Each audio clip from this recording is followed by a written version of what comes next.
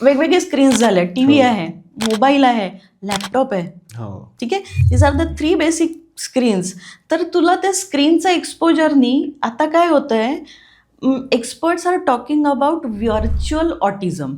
Similar type of symptoms मुलांमध्ये दिसायला लागले because of over use of a mobile.